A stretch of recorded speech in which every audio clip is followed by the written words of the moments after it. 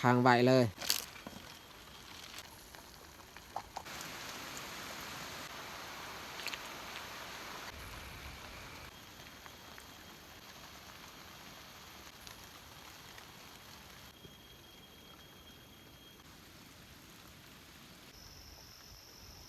คือสมัยรุ่นพ่อรุ่นแม่เคยนอนไฮ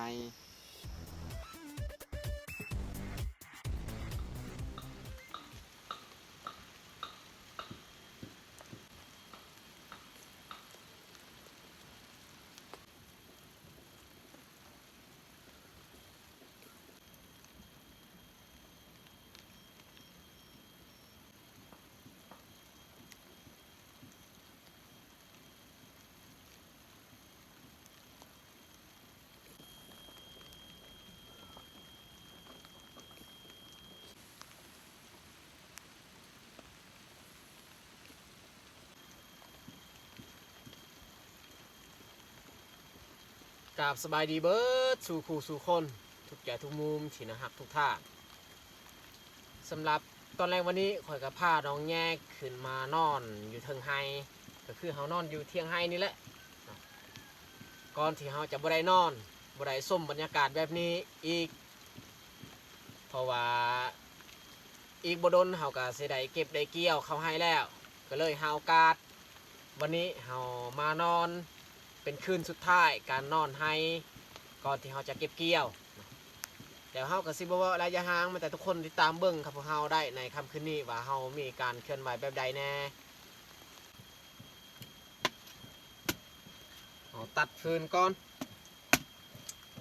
ตอนนี้กับเวลา4 โมงป่ายสิเข้า5 โมงแล้วบรรยากาศก็ค่อนข้างมัวแล้วเพราะว่าท้องฟ้ามืดครึ้มถ้าว่าส่วงอากาศมันแดดก็ทำนี้ยังบ่ท่านมืดปันใดมันยังสว่างอยู่แต่ว่าช่วงมืดฝนตกแบบนี้นี่ก็เอาเบิ้งกับบ่อยากสัตว์ปันใด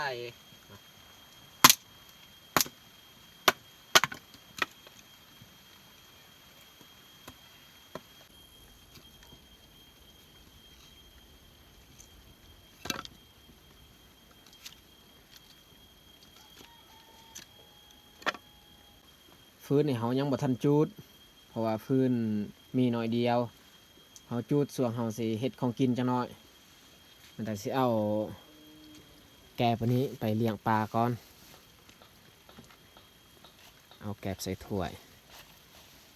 เลี้ยงปลาตอนแรง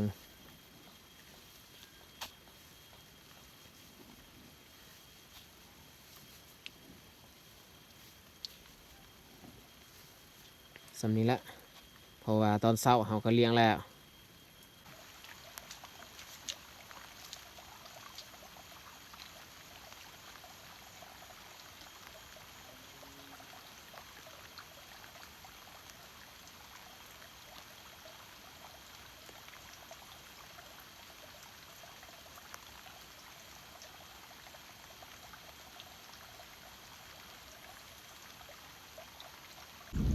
ฝนห้ำตลอดพี่น้องเอ้ย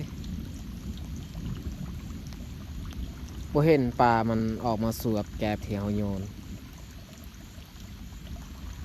หรือว่าย้อนฝนตกว่ามันบ่ออกมาสวบบรรยากาศสว่าง5 โมงแรงฝนห้ำตลอดมีหมอกปกคลุมอีกบ่ดนเฮาก็สิบ่ได้เห็นบรรยากาศแบบนี้แล้ว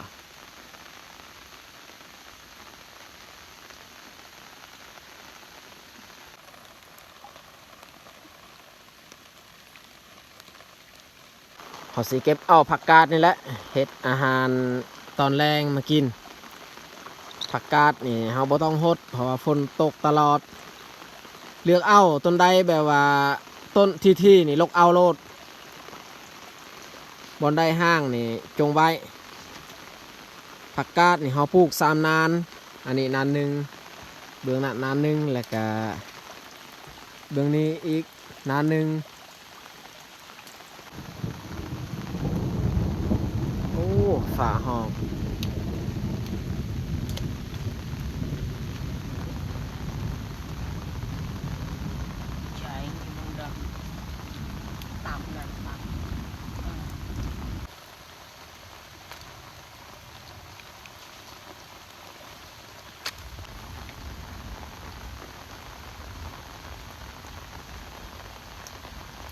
หีบลกหีบลก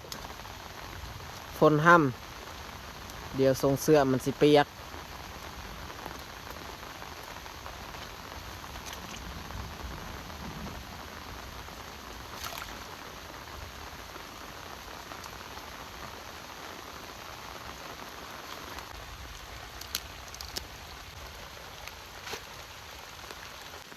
พักกับเฮาลกกับซ้ำพอดีเฮากินคาบหนึ่ง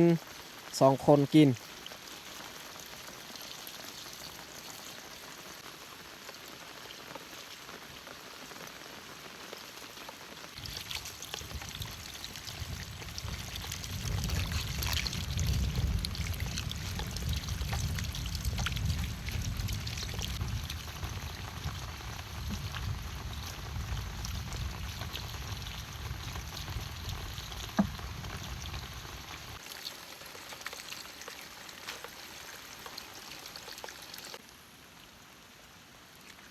โอ้บรรยากาศอยู่ในเทียงค่อนข้างมืดแล้วได้ทุกคนเลยน้องแยกดังไฟเลย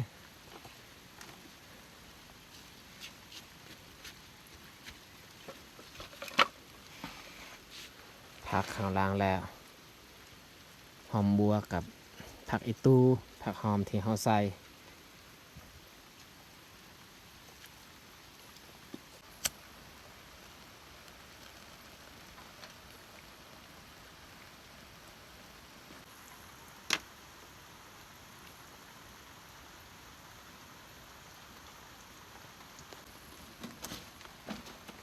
ไฟที่เขาจูดก็เริ่มติดแล้วน้องแยกเสร็จเลยเที่ยงฮะเพราะว่าด้นเลยเราบ่ได้มานอนอยู่นี่นี่เที่ยงค่อนข้างเปื้อนแน่เอากระเป๋านี้ไว้เบื้องแจฮะเสร็จออกเบิด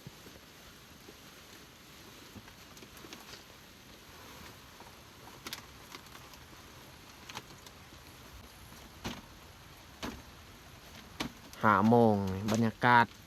มั่วแห้งเลยทุกคนเอ้ยถ้าว่าช่วงฝนบ่ตกนี่ซัมนี้นี่ยังแจ้งดีอยู่เอาดอกไฟมามัดไว้อยู่เทิงเลยมันมีแพรเฮามัดไว้อยู่เทิงสบายเฮามัดดอกไฟเรียบร้อยบ้านนี้หุงแจ้งไฟขึ้นแห้งแล้วน้องแยกหีบล้างหม้อเอาหม้อมาค้างไว้ถ้วยบ้วงหันจะน้อยล้างน้ำล้างสะอาดแล้วก็ใส่น้ำได้แล้วสำนั้นแหละดำกับมานำพวกเฮาดำดืดนี่โบยูแล้วเหลือแต่ดำค้างไว้เลยล้างถ้วยล้างบ้วงอะไรบาดนี้สำหรับวันนี้นี่น้องแยกเป็นผู้เฮ็ดเลยคอยเป็นมือกองให้น้องแยกเฮ็ดอาหารการกิน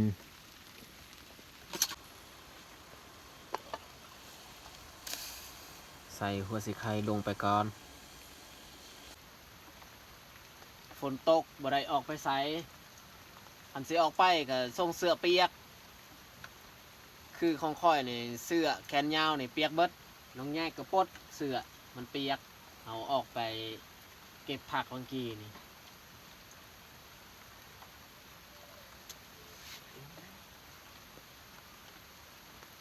ถ่าให้น้ำฟดแล้วจึงค่อยใส่ผักกาดเบื้องหากนี่ตัดออกเลยย่านว่าเฮาล้างบ่สะอาดมันยังติดขี้ดินผักกาดหากะได้กิน4-5 คาบเฮากับพยายามปลูกตลอดได้ผักกาดนี่แต่ว่ามันบ่ค่อยเกิดอยู่บ้านเฮานี่ตามเฮาสังเกตเบิ่งไม่แต่ครอบครัวเฮากับครอบครัวของเบายืงที่มีผักกาดกินแล้วครอบครัวอื่นนี่บ่มี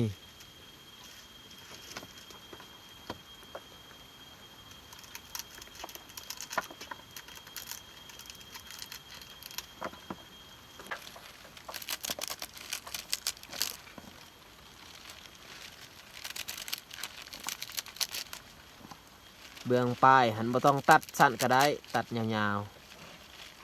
ๆสำนัน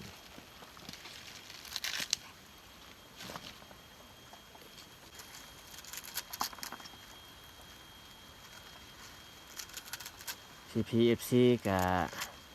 ถามหาน้องแยกว่าเป็นยังน้องแยกคือด้นแล้วบ่ได้เข้าคลิปวันนี้เอาส่วนน้องแยกมาออกคลิปนำกันมานอนเถียงไห้นำกัน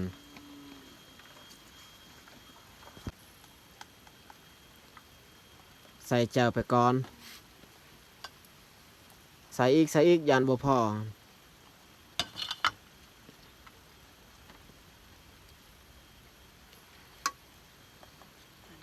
แจ้วนี่เฮาตั้มปนเกลือแป้งนัว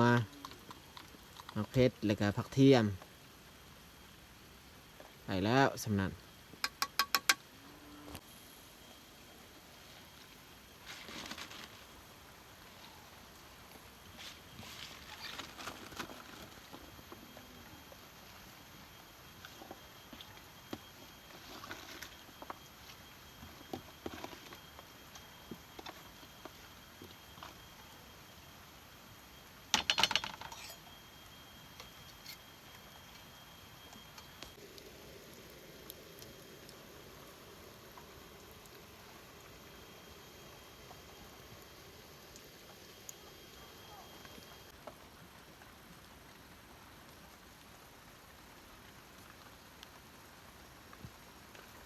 ผักไอตู้นี่หอมสุดแหละช่วงนี้ขอยรู้สึกว่าติดใจขนาดแต่ก่อนหันบ่มักเนาะหอมผักไอตู้นี่แม่ใส่อีหยังก็แล้วแต่บ่อยากปานใดแต่ว่าตอนนี้นี่มักแห้งแล้วผักไอตู้กับหอมบัวที่เฮาขาดบ่ได้เวลาเฮ็ดของกินแบบใดก็ตามเฮาใส่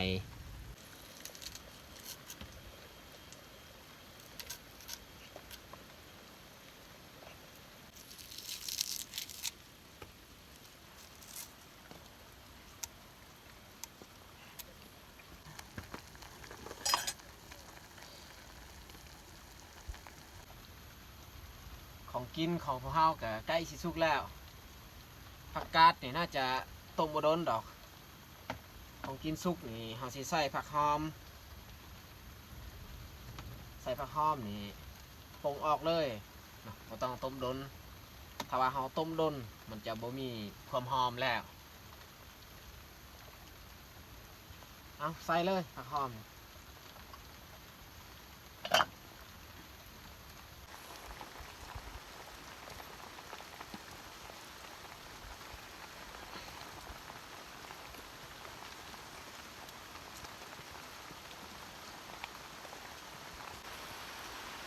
ลองซิมเบิ่งเกลือเป็นเนื้อพอดีบ่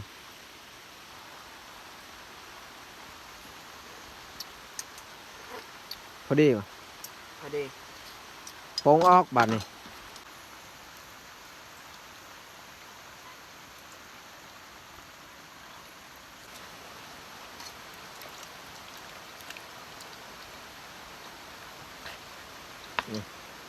มันจึงบ่ย่อยใส่เทียง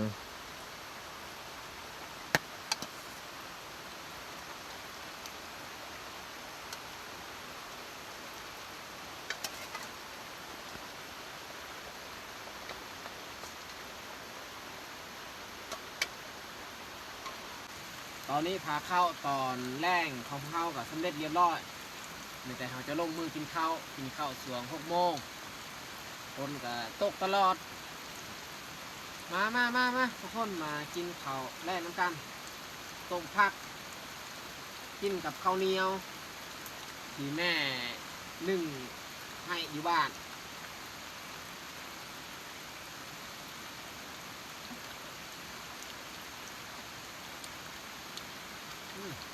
แยกใส่จองใส่บ่วงนี่เขาไว้อยู่นี่รายการแต่ว่ามันหายไปใส่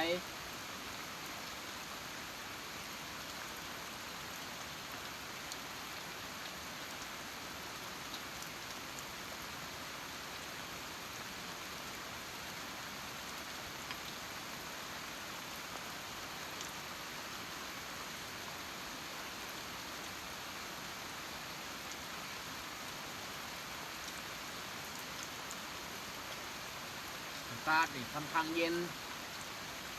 แต่ว่าน้องใหญ่นี่ปลดเสื้อมีแม่นอื่นเสื้อเปียกเมื่อกี้ก็เลยปลดปะตากไว้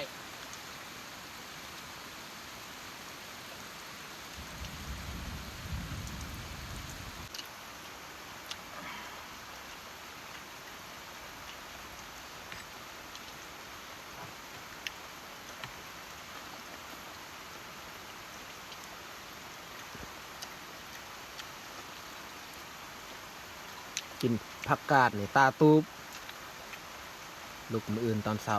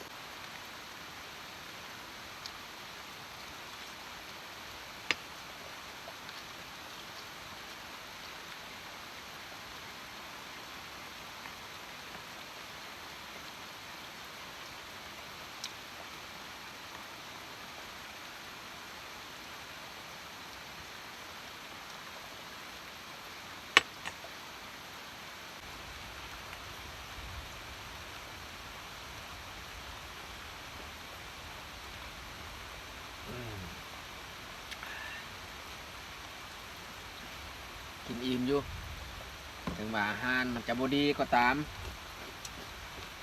ส่วนอาฝนนี่สน้อยเขาจะได้สัตว์ป่าขนาดว่าคนที่ไปเฮ็ดแห้วอยู่ป่าลึกก็ยังบ่ได้สัตว์ป่าแห้งเฮานี่เฮ็ดแห้วใกล้ๆบ้านนี่แห้งแล้วบ่ได้หยังแต่ก็บ่ประมาทดอกสำหรับปีนี้ผลงานเฮาได้สำหรับแห้วที่คอยกับน้องใหญ่เฮ็ดก็ได้อันเม่น2 โตแล้วก็หนูอีกมันถือคันแบบนั้นก็ขอมีแห้งเนาะบ่เมื่อยขาเฮ็ดเอาคอกับบ่แม่นสิคอหลายซ้ำเฮาได้อันคาเมื่อยเฮากับภูมิใจแล้ว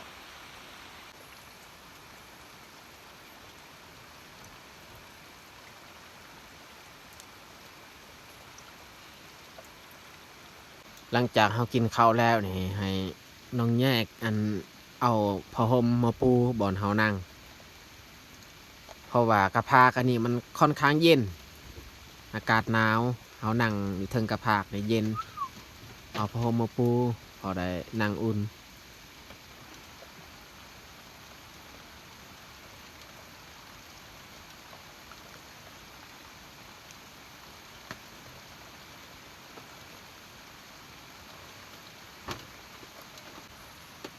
ส่วนผ้าห่มมุ้งแต่เฮาไว้อยู่นี่เฉพาะเฮาขึ้นมานอนอยู่เทียงนี่ผ้าห่ม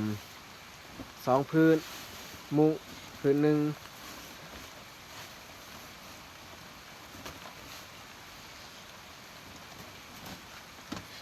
ป่าไว้เบื้องเทิง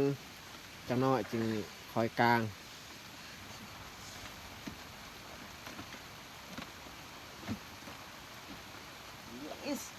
น้องแยกนี่นอนมนนอนลิ้นก่อนเพราะว่าฝนตกแบบนี้นี่เฮาบ่ได้ออกไปใส่คันสิออกไปก็ส่งเสื้อเปียกคือเก่าแหงนอนหนาวอีก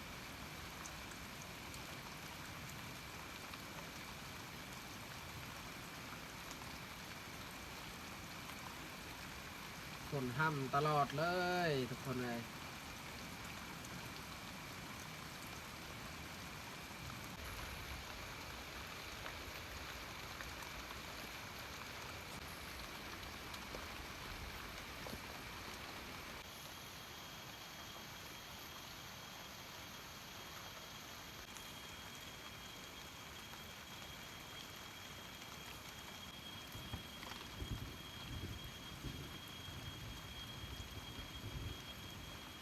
นตกเนี่ยบ่หยุดบ่เศร้า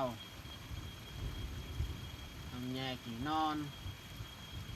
สงสัยนอนตั้งแต่หัวค่ำมานอนเที่ยงไฮคืนนี้ชีวิตสาวไห้สาวส่วนก็เป็นจังสิแหละขึ้นมาวันนี้กับบ่ได้เฮ็ดเวียกอิหยังมีแต่ขึ้นมานอนเที่ยงซื่อๆขึ้นมากินข้าวแรงนี่แหละถ้าว่าฝนบ่ตกก็มีเวียกอยู่เอาสิเฮ็ดแต่ว่ามื้อนี้นี่ฝนตกทั้งวันแต่ขึ้นมาเฮ็ดกินแล้วก็นอนชมบรรยากาศอยู่เที่ยงนี่แหละนอนฟังเสียงฝนตกเครียดก็บ่ยินมันห้อง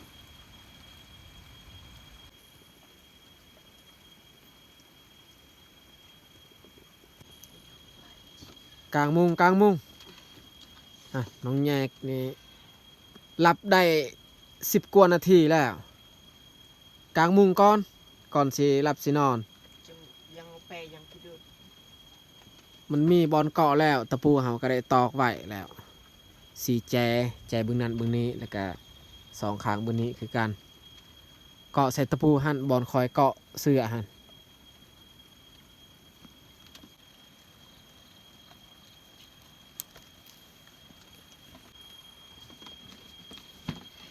จิกมุงให้ดี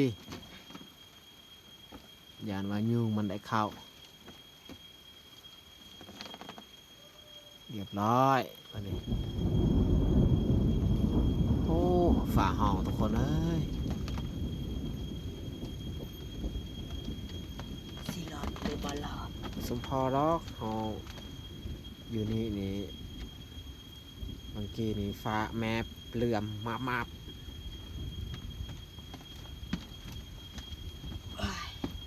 นอนก่อนทุกคน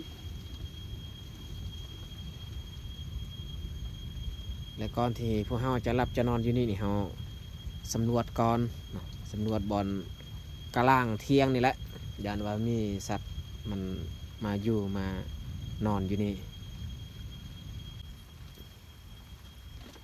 ให้น้องดำนอนเฝ้าอยู่นี่แหละ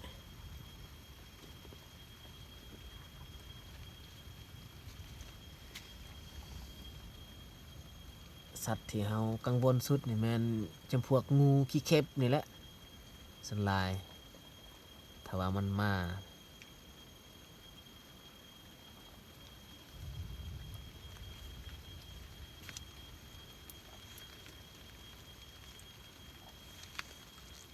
ลกไก่เหลือแต่ลกไก่นี่เอาเมื่อบ้านแล้ว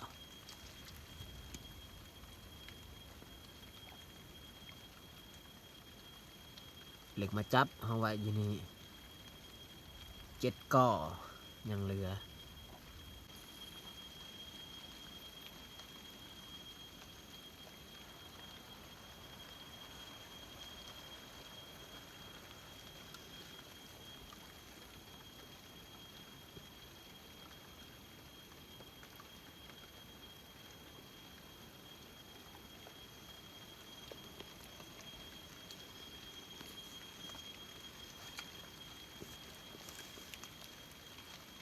เอาแอมด้วยผ้าบัด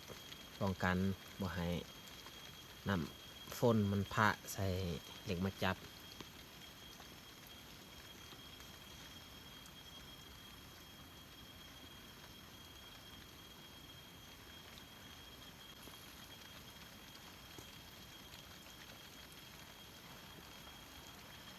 น่าจะบ่มีปัญหาหยังบ่เห็น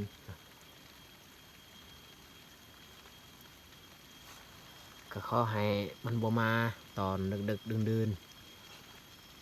คือส่วงคอยผ้าเมียมานอนอยู่นี่งูอีกมันมาเนาะมันมาจับอยู่ถึงหลังคาเทียงเนาะ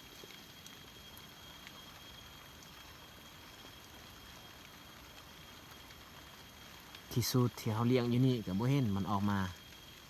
สงสัยมันก็นอนคือกัน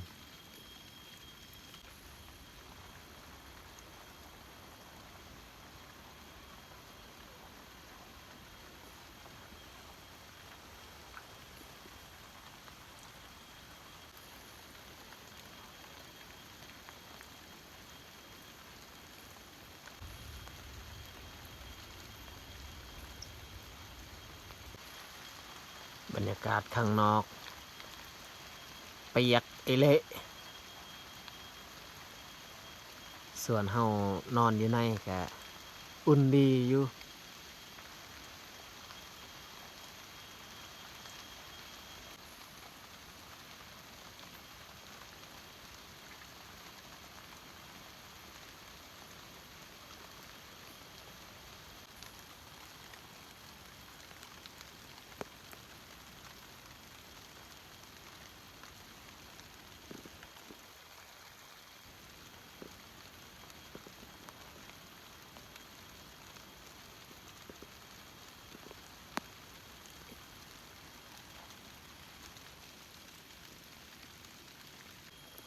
ส่วนเฮาก็สิเข้าบ่อนนอนและบัดนี้เพราะว่าเฮาเยื่องเฮาสำรวจแล้วบริเวณเทียงอันนี้บ่มีหยังเนาะน่าจะปลอดภัยดีอยู่ดำนอนลุ่มเด้อบ่ต้องขึ้นมาเด้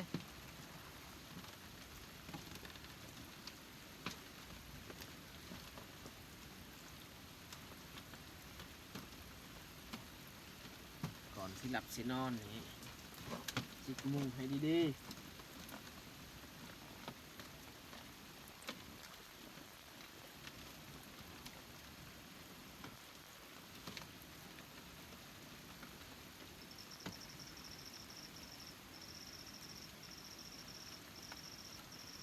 รู้สึกว่าอุ่นใจเมื่อเฮาได้เข้าอยู่ในมุงปลอดภัยจากยุง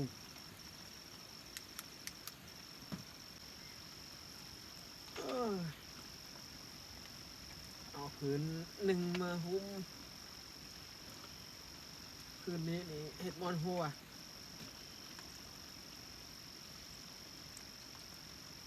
ฝนตกบ่หยุดบ่เซาคิดว่าสิไปเยืองเบิ่งกบได้น้องก็บ่ไหว้ฝนตกเครื่องเปียกก็อยู่ยากอีกทุกครั้งที่เฮามานอนอยู่เที่ยงนี่สงบดีแบบว่ามันธรรมชาติกว่าอยู่บ้านเฮาอีกบ้านเฮาก็อยู่กับธรรมชาติติดกับธรรมชาติแต่ว่าบัดเฮามานอนอยู่เที่ยงอันนี้นี่มันแห้งคักกว่าอยู่บ้านเสียงฝนตกเนี่ยเฮาได้ยินชัดเจนมันตกใส่ต้นข้าวหรือว่าน้ำฝนที่ย่อยลงมาจากอันหลังคาเทียง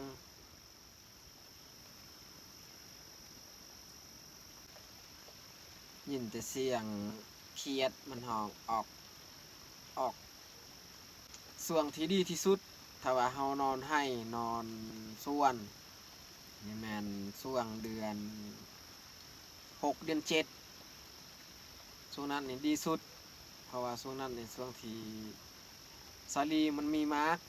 คือสมัยรุ่นพ่อรุ่นแม่เคยนอนให้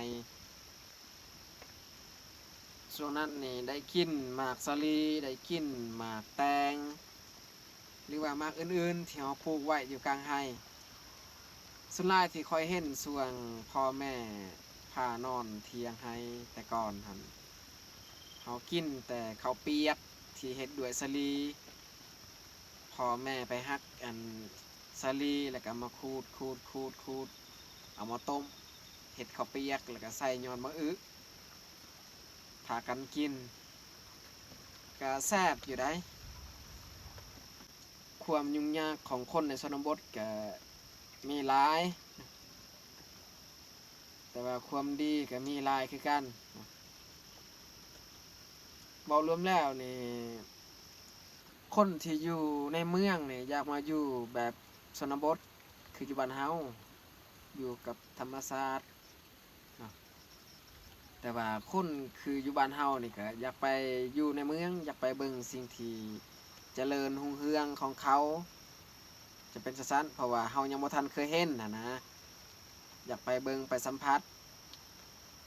แต่เฮาบ่มีเงินก็เฮ็ดหยังบ่ได้บุญอยู่ในเมืองถ้าว่าเฮาบ่มีเงินก็เฮ็ดหยังบ่ได้ได้แต่เบิ่งถ้าว่าบุญอยู่บ้านเฮานี่ถึงว่าบ่มีเงินเฮาก็ได้กินเพื่อนผู้นี้ก็ชวนว่าเอ้ยเสี่ยวมากินเฮือนเฮาแหน่ แล้วหั่นแล้วเฮาก็เอิ้น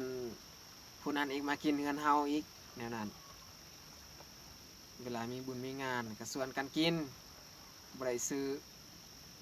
คือเฮาปลูกผักปลูกหญ้าปลูกอันนี้อันนั้นที่มีมากเฮาก็เก็บ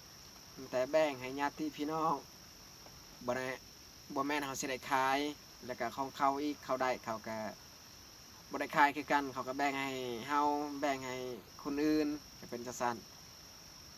มันต้องแลกเปลี่ยนกันจังซั่นเนาะเอาโอเคมีแต่เฮาจะหลับจะนอนแหละทุกคนเลยนอนไปด้นๆก็อุ่น